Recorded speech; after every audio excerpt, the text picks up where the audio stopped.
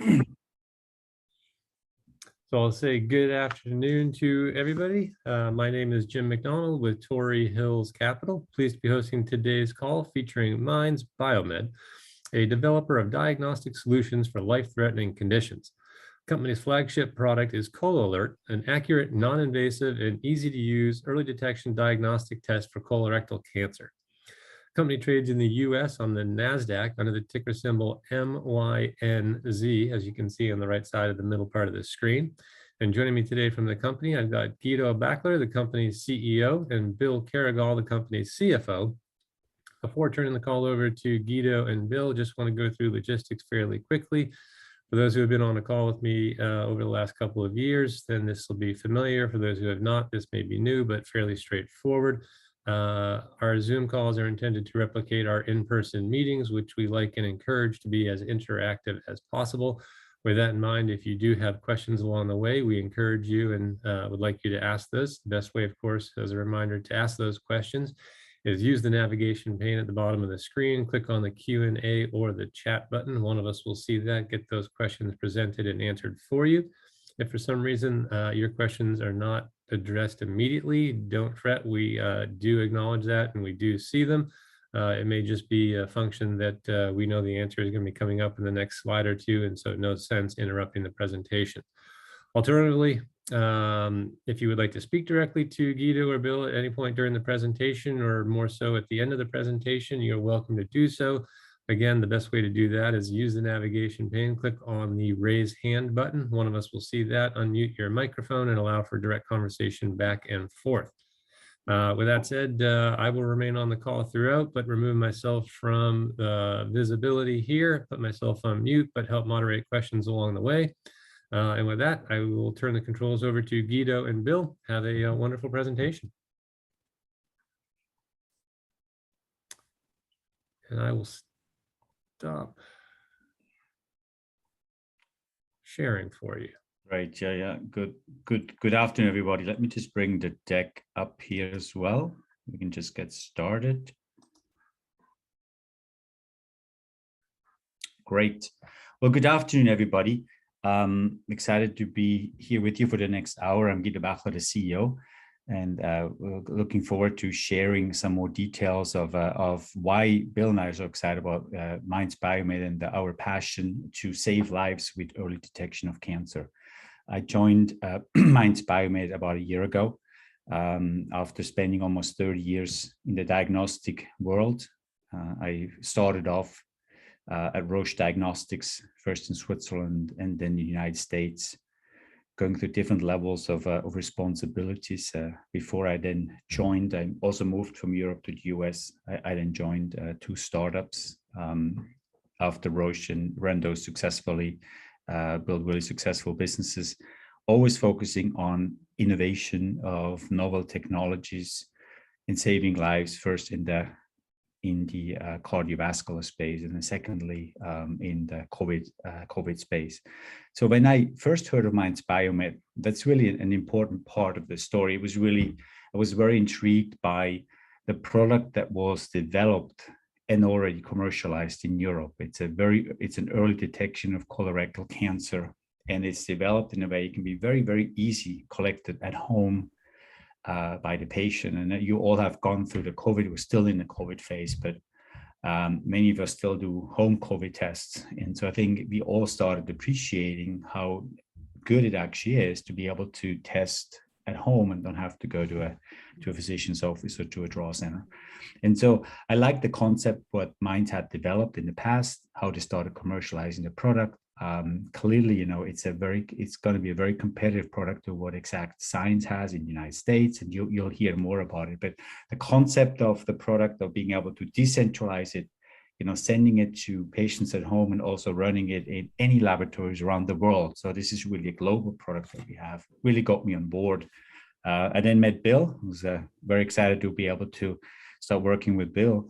And then we took the company public in November, and we'll give you now more details about what we've done ever since. So that's enough about myself. I want to give Bill a chance to introduce himself as well.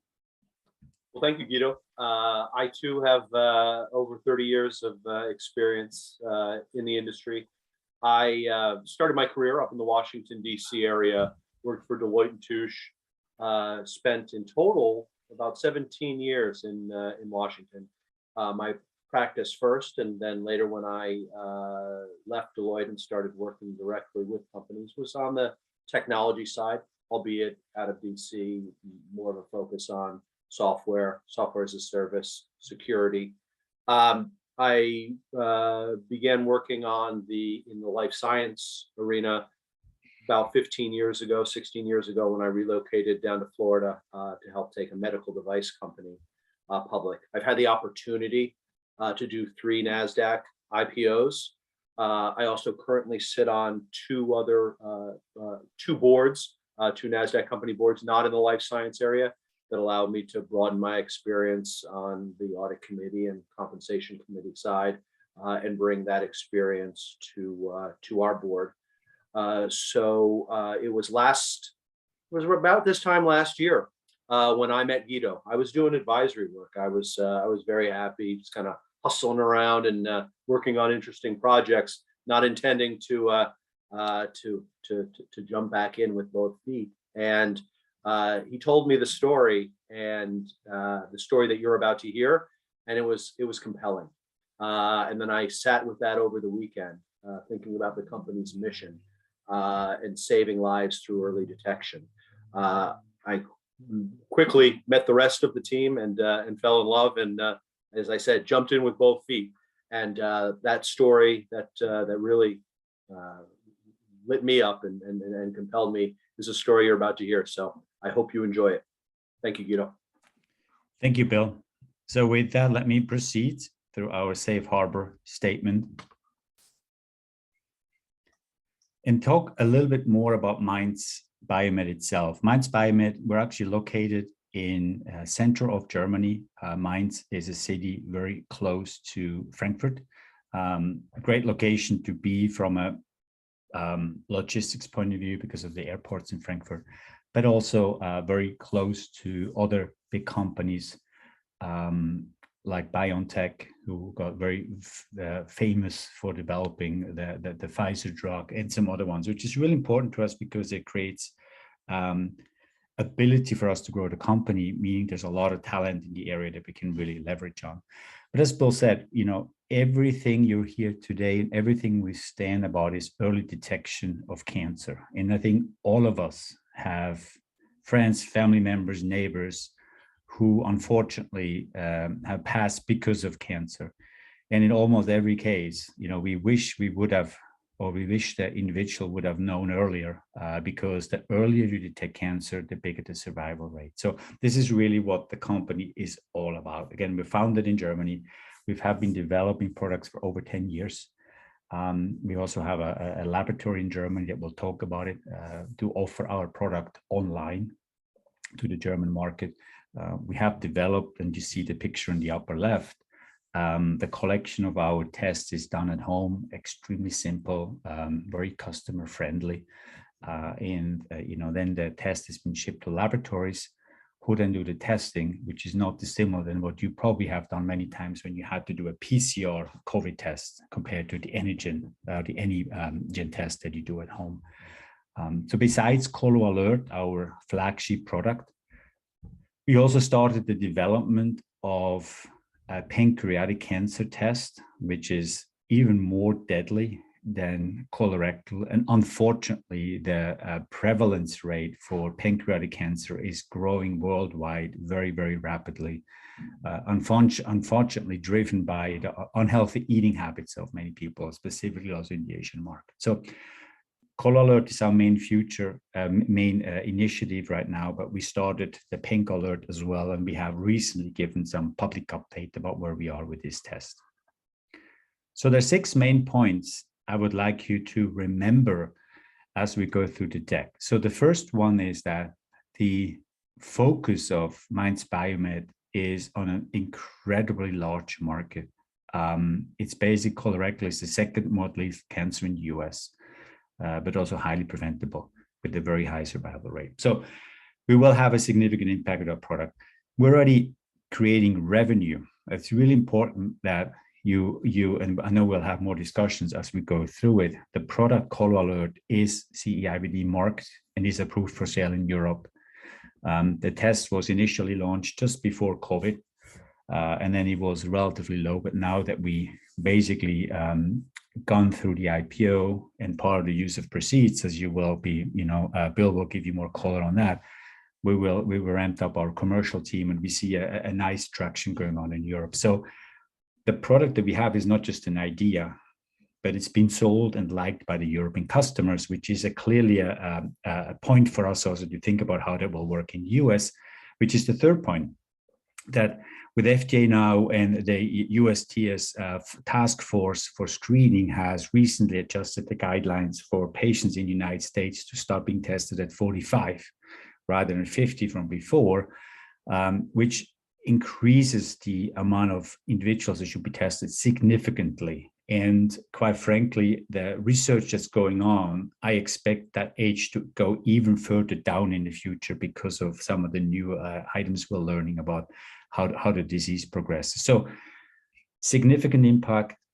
We already have a product, and we're moving into the US market in the future. The product itself is very easy to use. I talked about that before. It's a stool test that we collect 2 different vials, very easily done at home, sent to the laboratory. We have very good clinical performance that we share with you. And it's also much simpler to be used than some of our competitors' product. We have a very seasoned management team, as we'll guide you through in one of the slides. We also have very strong advisors who really have been extremely successful in developing and commercializing products like we're talking about here today. And also, we believe you have a very attractive valuation for the ultimate value that we believe we can create with our company. So here, let's talk about the market potential for a minute. So we're currently looking at, as I mentioned before, the US Preventive Service Task Force, which really is these guys are creating the guidelines in the US about who should be tested for colorectal cancer, recently increased the age of 45. So that gives us about 37 million tests that should be performed in the US every year. And so when we look at our estimated revenue of about of $100 a test, which gives us to a potential of about 3.7 billion. That's just the US alone. Europe itself and the rest of the world is certainly equal, if not bigger, than the US opportunity. So you can look at a very, very significant opportunity for just one specific product. Give you an example, Exact Science, for example, had in last year over $1 billion revenue. And some of their comments is that's less than 5% of their potential market. So fundamentally, the colorectal cancer is a very, very significant and important opportunity in the US. And as you can see in the upper right corner, the blue bullet point, almost 40% of Americans between age 50 and 75 have never been screened. And as a result, if you've not been screened, nobody texts you, you've been picked up late. And as a result, we have almost 53,000 people died last year in the US. So clearly, there's a potential there to impact, again, lives. And detecting them early will also ultimately reduce healthcare costs. So let's talk about our product.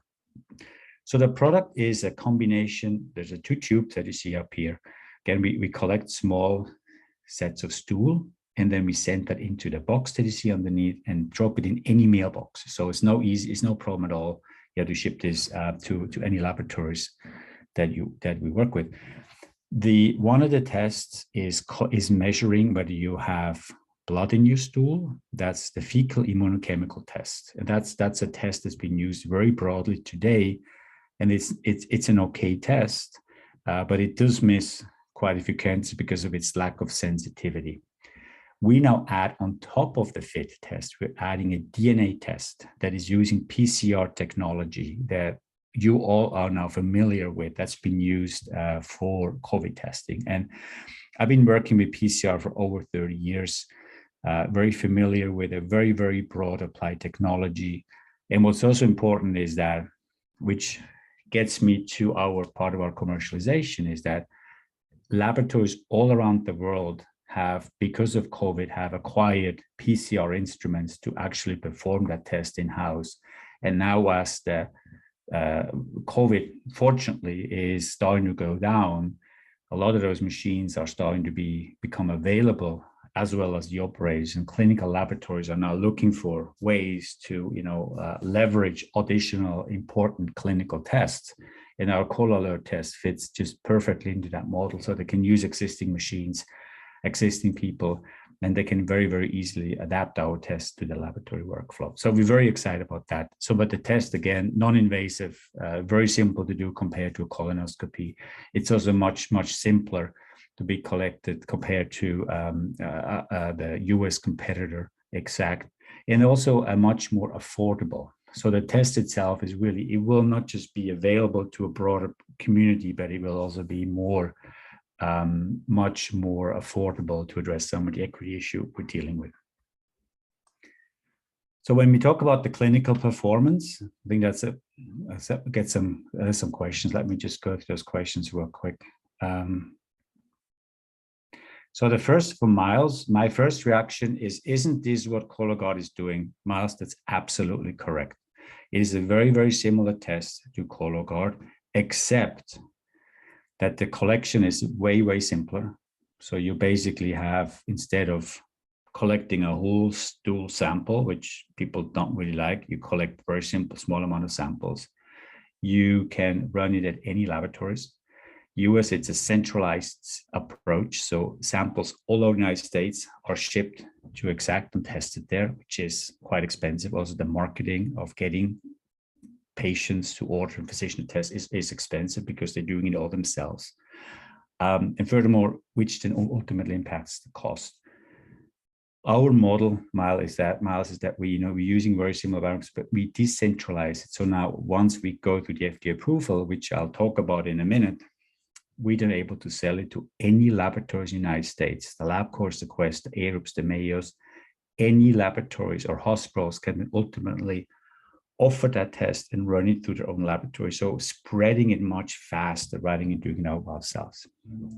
So I think that's the second question. How does your product differ from ColoGuard, which I have been issued by my doctor? So it's very similar as I just went through. Clearly, it is just a much simpler collection. And the decentralized model performance is very similar, and I'll talk about that in a second. So is ColoAlert simply a newer, better version of ColoGuard? It's a modified version, and I'll talk about specifically about some of our additional markers that will go add to it. So let me go into the sensitivity slide here. I think that's really important that we see this. So currently, our test, we call it the first generation test, shows you the sensitivity and specificity on the block on the right side. So this is the product we're currently selling in Europe. In January this year, we announced that we licensed mRNA biomarkers from a Canadian university that has done studies in the past and shown that those biomarkers significantly increase the sensitivity and specificity of colorectal cancer detection, but furthermore, they have very good sensitivity to detect advanced adenomas. Now, what are advanced adenomas? Advanced adenomas are precancerous lesions that we can detect and plan to detect with our mRNA markers, where that then the oncologist, the GI doctor, can go in through a colonoscopy and remove those advanced adenomas, which means the patient never has cancer, right? So when you look at general tests out there, they always talk about, well, you want to detect cancer at stage 1 because then the survival rate is correct. That's absolutely correct. But what we're moving now, the needle, is to go even before the patient actually has cancer. And because that's what the mRNA biomarkers have shown, that a high sensitivity to detect those advanced adenomas, which means if you pick those up and you remove those lesions, the patient doesn't even go into stage 1 cancer. The patient doesn't have cancer. So you prevent cancer from happening in the first place. So you can imagine our excitement of getting those biomarkers on board. We started a study in Europe called ColoFuture, which we announced. And the results from the ColoFuture will then impact the FDA study that we're starting later this year, because we want to now add some of those mRNA biomarkers to our current ColoAlert test and ultimately improve the sensitivity and specificity of colorectal cancer, but most importantly, become the leader in detecting advanced adenomas at a very early stage. So that's the overall story of why we believe we are quite different. Our US product, we expect it to be quite different than what ColoGuard is doing, not just because of the simple collection, the decentralized model, but now more better clinical performance for the advanced adenomas. Let me stop for a second. There are two more questions. Don is asking, are you saying that your results will improve the use of mRNA markers, and what's different between sensitivity and specificity? So we are, the goal, Don is absolutely correct. Our goal is to, and that's what ColoFuture will show us. We're running that study in Europe now, and our goal is to come, again, we want to repeat the data that was created in Canada in our own hands. And our goal is to, yes, we want to improve the specificity and sensitivity with our mRNA markers. So when you talk about sensitivity really it is about picking up. Sensitivity is the first one. You want to make sure that number is as high as possible because it means you're detecting real cancer. The specificity is about, if it's 100%, that means that you don't tell anybody that they had cancer and they don't have cancer. That's really the negative predictive value, as we're saying. You want to make sure that its numbers as high as well, because you don't want to tell somebody to have cancer and I go in a colonoscopy and they don't find anything. So those are the two definitions of sensitivity and specificity. And so Gator is asking, is the difference in sensitivity significantly? No, it's not. So again, Europe, for example, is requiring to have at least 90% specificity. But our goal, Gator, is not to launch the US with ColoAlert 1.0, but with the additional mRNA. And that sensitivity and specificity will be determined initially through the ColoFuture study, but then for the US, it will be determined through our large FDA study that we will do. Hey, Guido, while you're answering questions, there was another question that came in via the chat, and I'll read that for you. So are you saying that this test will alert patients to polyps in the colon? That's correct. Yes, so it will, Richard, that is correct. So that's the definition of advanced adenomas, or the precancerous polyps in the colon. And so if that is positive, any of our, so we basically, if the FIT, if the DNA or the mRNA markers, any of them are positive, like Exact is doing today, we're referring the patient, we're suggesting the patient should go into a colonoscopy, and then the then the physician can go in and actually remove the polyp before it moves into a cancer stage. That's correct, Richard. Yes. Good. So we talked about the clinical performance. So let's talk about the commercialization. And so we currently have several laboratories in Germany running our test. And how that works is basically we're working together with the German laboratories and train their sales organization, who then train their primary care physicians. And we do this in partnerships with these laboratories. We then sell the test to the laboratories and the patient kits, who then goes out to the primary care physicians and the patients. And we announced several partnerships since our IPO. We very recently also announced a big partnership with Dante Laboratories. Dante Lab is a well-known large laboratory. They got very famous through whole genome sequencing applications that they have, everything done online. So they're starting to sell our test online to all their clients in Italy. They also have relationships with pharmacies in Italy, and they also have a big laboratory in the United Emirates, in Dubai, where they're starting to offer our tests as well. So you can start seeing that we're starting to expand within the German market, as well as outside of Germany, in very specific countries where we see there's a big opportunity. And the idea is, and you see at the bottom, we have Sonic, Limbach. These are really, really large international laboratories, which is always interesting because you can start with some of those laboratories in one country, and then you can actually expand. Sonic, for example, is one of the largest laboratory chain in the US as well. So as we start working with Sonic in Europe, they can always go into then future relationships as we move our product into the FDA. But the goal is to clearly show that the concept of the decentralized testing is actually working very well in Europe. As we then go into the US, we can leverage from everything we learned in Europe and the rest of the world. So we're very excited about the progress we're making here. Clearly, the timing is right. We have to say we're leveraging the knowledge, what we've learned through the COVID pandemic. The way we've done with online, there's a lot of online activity going on. People want to test at home, and also laboratories are very eager to add this testing to their portfolio because of the clinical value we're creating, but also the availability that they have because of all the PCR instruments they acquired during the COVID cycle. So this gives you a little bit of picture of this slide, gives you a little bit an overview of the timeline for the FDA. And so here, I think we announced that as well. We've had a discussion with the FDA, which is called the pre-sub. We shared with them our clinical trial protocol, the idea we're having, given us good feedback.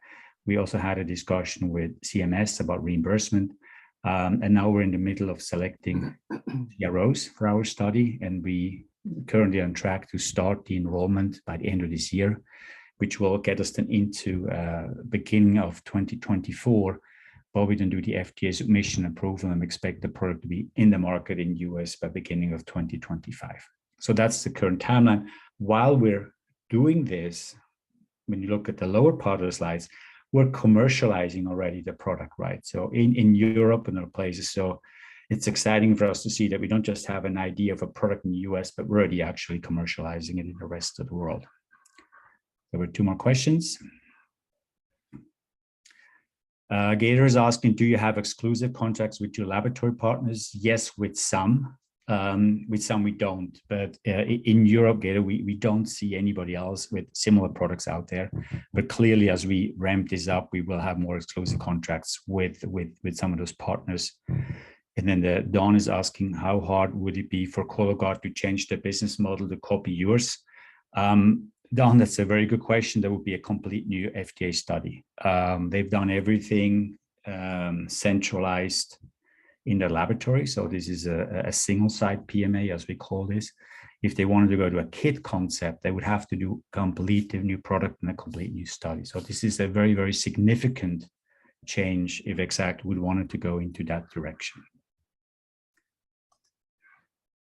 All right, let's move on to PancAlert. I started off with PancAlert as well in our introductory slide. We announced recently that we've got some initial results that we really liked. And so this is a multi-stage program that was initially funded by the German government. We now as a team decided to make this a bigger priority for Mainz Biomed. So we're starting to expand the team. We're also starting to explore additional cohort, but very excited about the initial results because of pancreatic cancer is a significant risk to people. As I mentioned before, it's growing, unfortunately, very, very fast. And our vision will be ultimately to have, as I mentioned before, with PancAlert, we collect a small sample of stool. And our vision is really to ultimately you collect your stool and you get tested for colorectal cancer as well as pancreatic cancer. Of course, that's not something we have shown at all at this stage, but that's the vision where we'd like to go with maybe even additional GI tract cancer that we can detect quite well in stool. So that's kind of like the strategy of us moving forward. There's another question. Miles, I'm familiar with what a colonoscopy is like and I'm familiar with ColoGuard. I've done it twice and it's much to be preferred, but I really don't understand what sets your product apart. As a patient, why would I care? Why would my doctor care? And as an investor, why should I be interested? Well, Miles, that's a really good point. First of all, the market is very, very significant specific in the United States. And you've done it now twice, so you know how to collect, but people don't like the large collection of stool. So our simple collection is much preferred. So you have a patient wants to have an alternative to either go and use a full load or just a small collection. our strategy is clearly that they will prefer in stuff. So from that point of view, Miles, we clearly see there's a big advantage of going that, but also you can get it into a broader market rather than doing everything yourself. I mean, there's institutions like Kaiser and Geisinger who only do fit tests because they don't do a DNA test, and clearly the DNA test is more important. With our approach of a decentralized model, you can completely disrupt that market. Okay, so Miles, clearly, we are moving forward with pancreatic cancer, and all I can tell you right now is where we are. Again, we'll certainly keep you all in the loop of additional milestone we are accomplished. So I think that's all I can say with pancreas at this time. But great questions, thanks. So let's move on. So these are some of the accomplishments we've made over time. Again, November and the end of Q1, clearly, we licensed the mRNA. We also did the follow-on financing in January. We're very excited to have that done at a very strong valuation. We brought additional leaderships on board, and we also, closed additional clients that we are starting to work with. So we're very excited about the progress, and this was all made possible by, here's the leadership team. You met now myself and Bill. We have Moritz Eidens. He's our Chief Scientific Officer and the founder of the company. And together with Philip Fries, who is on the business and operational side. Then we have Ken Richards, who is our head of regulatory. She's incredibly skilled on managing and helping us going through the process. Then below her, we have Darren Lee. He's our Chief Commercial Officer. Also, he has extensive experience developing such novel tests and distributing all around the world. And then on the left side, we have 4 strategic advisors that help us on the clinical development as well as on the commercial development. They all have extensive experience between Roche, Danaher, QIAGEN, etc. So we have a very strong group. And of course, below all those, we have additional people that are very, very skilled that help us really drive this business forward. So with that, I think I'll give it over to Bill for the financial updates. Well, thank you, Guido. As you've heard, we are traded on the Nasdaq. We're a Netherlands domiciled company, and our ticker symbol is MYNZ. Currently, we have shares outstanding of 14 million shares ordinary, and then about 19.5 million on a fully diluted basis. The mix there is roughly 2 million of that differential is stock options that are carried at all levels of our organization, as well as about 3.5 million shares represented by warrants that are all private warrants, all came in pre-IPO financing and are all struck at $3 a share. If you follow down below, you can see that our market cap is north of 150 million, and we'll talk a little bit about that when we talk about valuation. And we have cash on hand as a result of our IPO at $5, which was done in November, and then a follow-on offering that we did, raising gross or net 23, gross north of 25 million at a $15 offering in January of this year.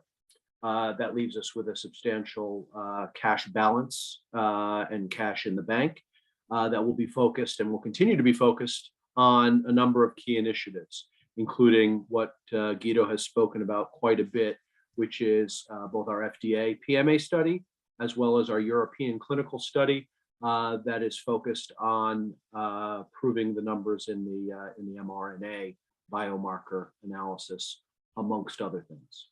In addition, we've grown our research and development to continue focusing on our flagship of ColoAlert, as well as devoting more resources to the continued research on the PancAlert development side. We have increased our investment on the sales and marketing, our commercial team. We brought on a world-class chief commercial officer and are growing that. And we're going to begin to see and report the results of that investment as we move forward towards the end of this year and into 2023. On a revenue standpoint, if you look at our business in 2020, 2021, we did about $500,000 of revenue a year. Underneath that, our ColoAlert revenue in 20 was 167,000, grew 35% to 226,000. That was done with one part-time person and a little bit of support. Coming out of the addition of the commercial team and the investment we're making in the quality and quantity of that team, you're going to continue to see us talking about new distributors and new partners coming on board, and that will be followed by revenue, because our revenue targets are all about doubles, double revenue, and double it again, then double it again, because obviously we're at a launch point. On valuation, it's always difficult as a small cap stock, especially in a space that isn't that, while is large, is not well plowed with a lot of other exact competitors. And I use exact obviously because they are the large established company in our market. And while they only have 5% or less than 5% of the total addressable market in the US, they carry a market cap of over 10 billion at trailing 12 months revenue in excess of $1 billion, getting close to $2 billion. Importantly, in thinking about their level of maturity to where we are in development, you look back to where they were in the period just before they launched their PMA study, they had a market cap in excess of $400 million.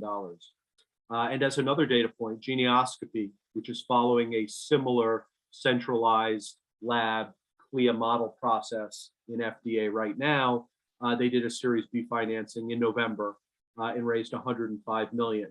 While they're private and didn't publicize the valuation behind their raise, knowing that it was Series B and of its size, we can assume that the numbers would lead you back to about the same area. So with that, I will take a look. It looks like there's 2 questions that popped up. Who invested in the IPO? Did they all participate in the follow-on round? So we did our IPO as well as our follow-on with Bausted Securities out of Orange County, California. The distribution was retail, family offices, and some smaller institutions, and it was spread pretty widely geographically. They have while they're based in California, they have a significant practice and network on the East Coast. And I will tell you, we don't see every share that they place at the account level. But if you look at the people who attended our one-on-one meetings when we were doing the follow-on, I believe there was quite a bit of overlap. People who invested first and then invested second as well. Can you talk about revenue expectations or goals? Maybe where you hope to be upon FDA approval, what would you consider success?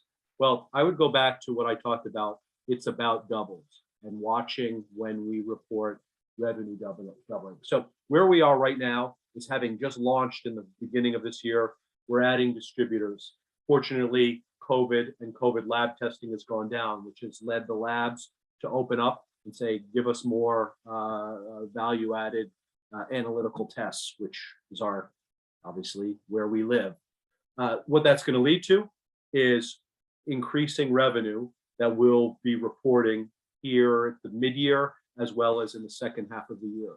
We would anticipate that with that building of a base of distributors, or what will then be our same store sales that we'll add new accounts to, we'll be in a position as we move forward to 2023 to begin talking about expectations. But for right now, starting at a low level, we are focused, laser-like focused internally on creating those doubles as fast as possible and reporting them to you as fast as possible. What's been the biggest headwind for the price since peaking after the IPO?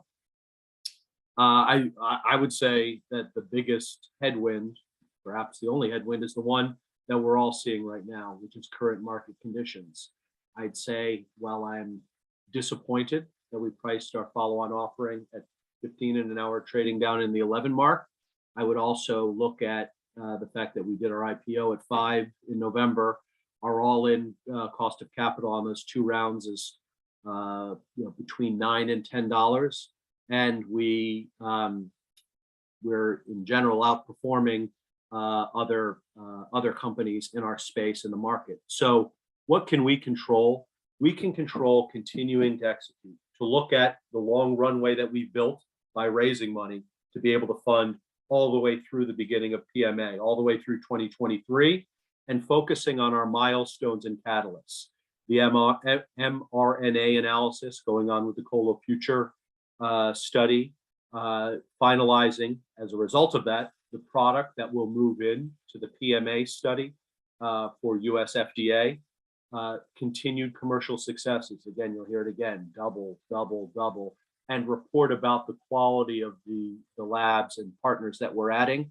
And then importantly, PancAlert as a next key milestone in our research and development related to that product candidate.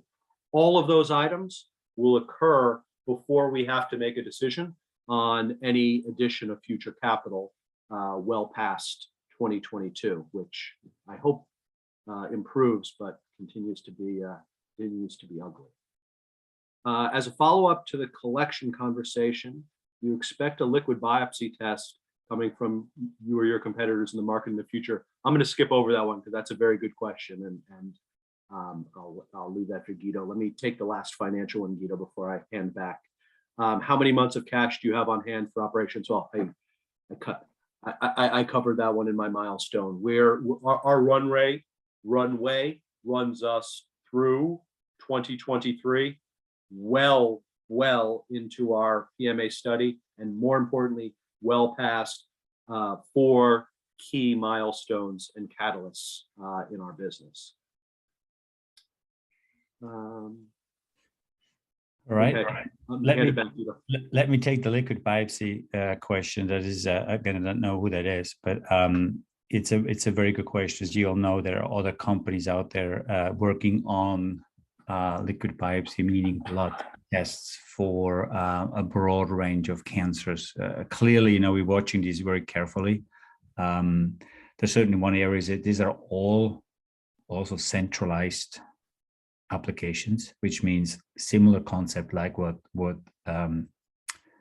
Exact is doing. So again, you will have the same bottleneck of them having to do it themselves. I also expect them to be, a lot of them are sequencing tests, and they're generally very, very expensive. So I don't think they will have the cost advantage that we have.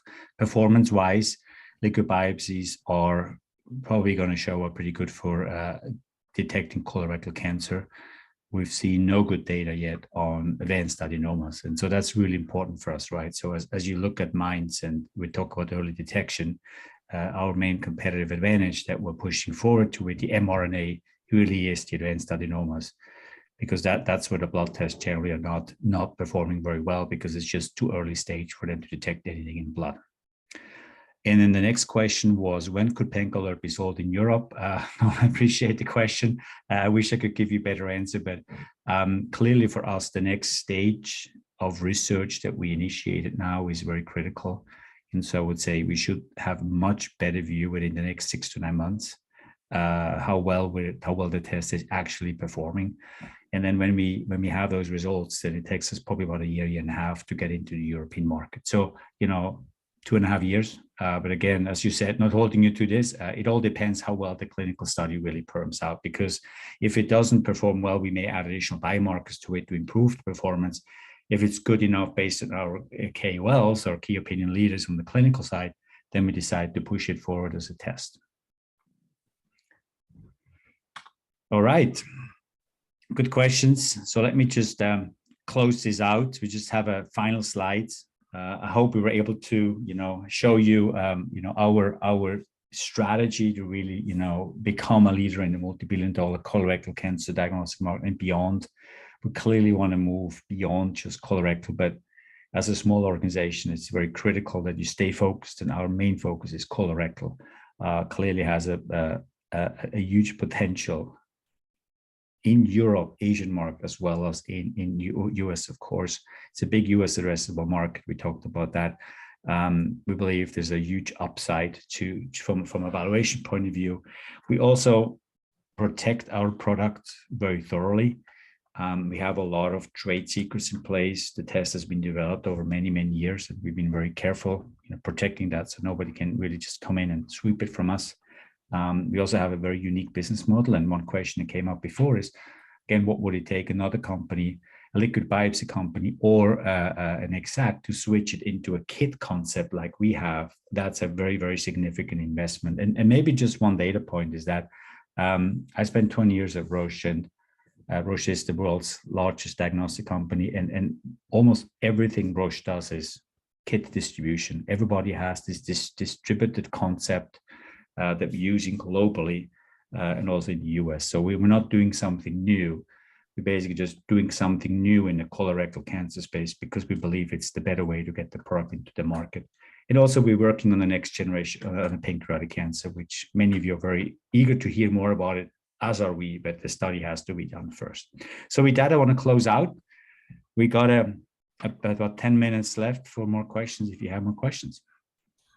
Terrific. Guido and Bill, I thank you very much. And for our attendees, great questions as they indicated. But if you do have additional questions, please use the navigation pane at the bottom of the screen, click on the Q&A or the chat button. We'll get those answered for you.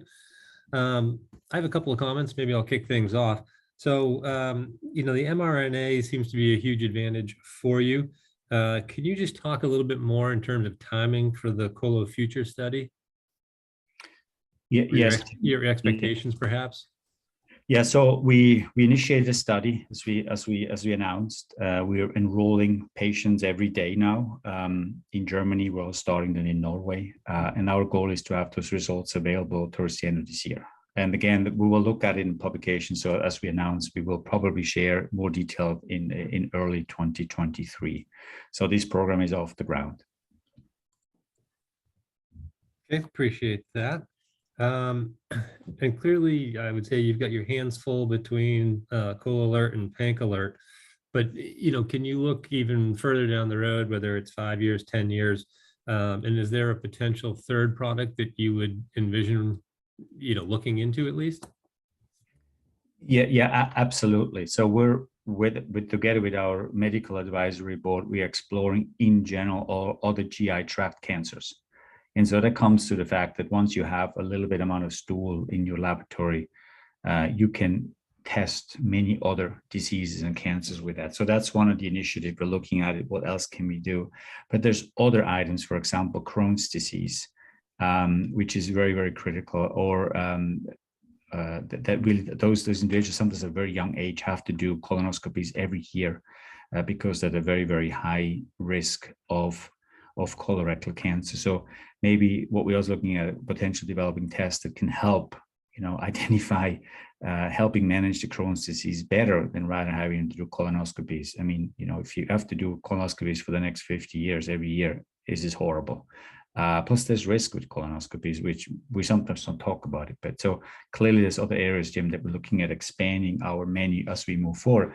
But again, I have to say, as an organization, it's so critical that, and the traction we're seeing right now is confirms that, get this Cologuard really expanded in Europe, focusing in the US, adding the PancAlert, and then as we move forward as an organization, really start expanding and broaden. We may in-license other products, etc. It doesn't always mean you have to do it all yourself, but we're very actively looking at potential other markers or tests that we could then add to our portfolio. Okay, no, super helpful. And then, you mentioned that your focus is sort of GI tract area. So, I mean, would it be possible down the road for multiple tests to be managed with one sample? Yeah, that's the idea. That's our vision, right? So that we have one sample coming in, and you could, for example, right now we have 3 or 4 DNA markers. And then you add also the mRNA markers and maybe additional markers then for pancreatic cancer. So the idea is really that one sample comes in and ultimately can look for 2 or 3 different cancers within that stool sample. Okay. And I know you talked a little bit about it in the beginning in terms of your background, but I think it's worth noting or repeating, if you will.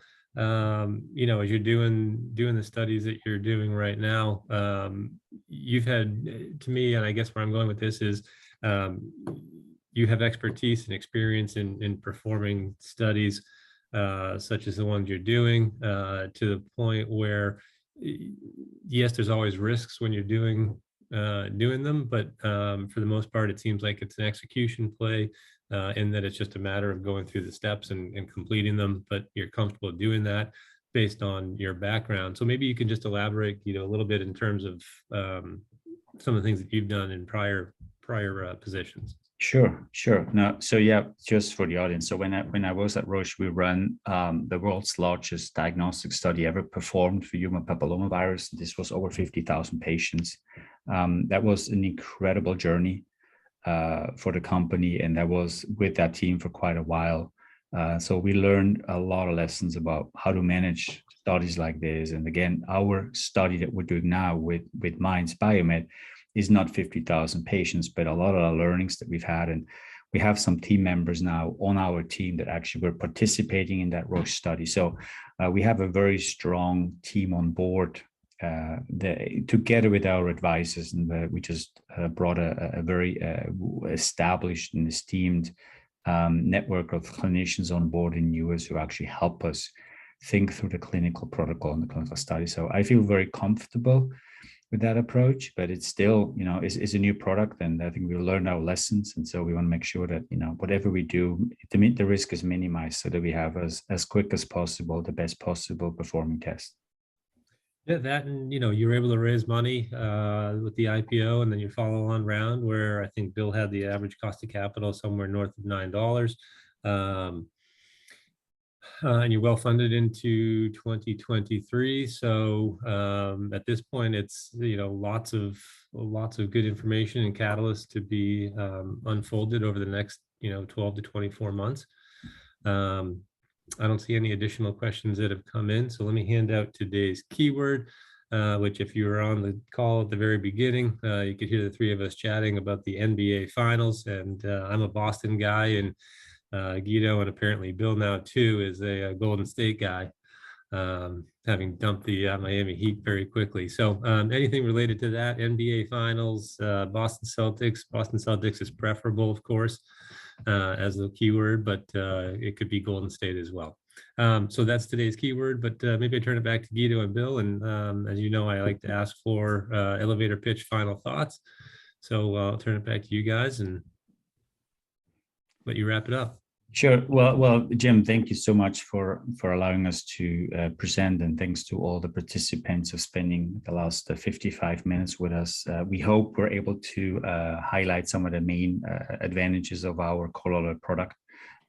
Clearly, it is a differentiating product than what's in the market today. It's a leader in Europe. There is no product available like what we have in Europe. We're very excited to push this forward and really start saving lives. And that's what Mainz Biomed is all about. So we have a clear strategy with expanding the product in Europe, expanding it outside of Europe. We talked about the mRNA marker really moving us into a leadership position, then also in the US of being able to detect advanced adenomas.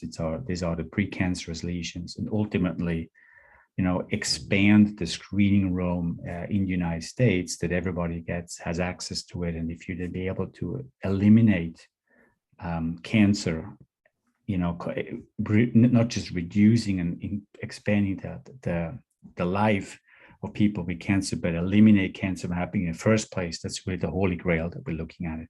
So we're very bullish about it, you know, and so we're looking forward to continue to give you all updates on a regular basis on the progress we're making, again, on the mRNA study, the FDA study, but also on PancAlert. That's a very important aspect for us to grow the portfolio of our products. So we're excited to move forward, excited to hopefully have you join our journey.